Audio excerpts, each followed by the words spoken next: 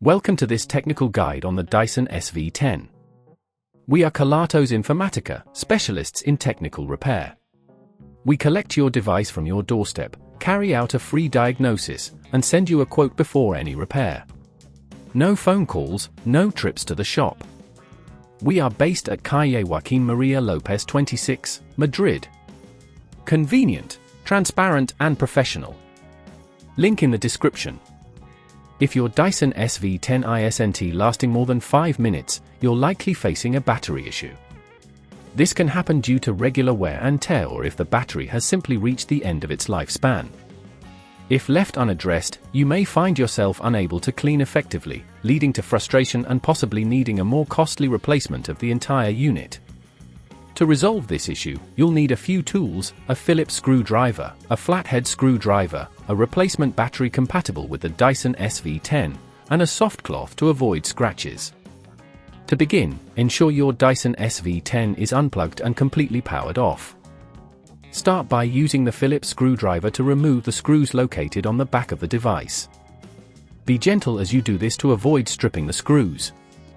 Once the screws are removed, use the flathead screwdriver to gently pry open the casing. Take your time here, as rushing can damage the plastic clips. Inside, you'll find the battery secured with a few more screws. Use the Phillips screwdriver again to remove these. The faulty battery will be located at the bottom of the compartment. Carefully disconnect it by pulling the connector away from the circuit board. If at this point you feel it's getting too tricky, remember that at Kelatos we collect your device from your door and return it fully repaired. After the old battery is removed, take your new battery and connect it by pushing the connector firmly into place. Secure the new battery with the screws you previously removed. Next, carefully close the casing, ensuring that all clips are aligned properly and that no wires are pinched. Replace the screws at the back to secure everything in place. Finally, plug in your Dyson SV10 and turn it on to check if it operates correctly. If it runs smoothly and lasts longer than 5 minutes, you've successfully replaced the battery.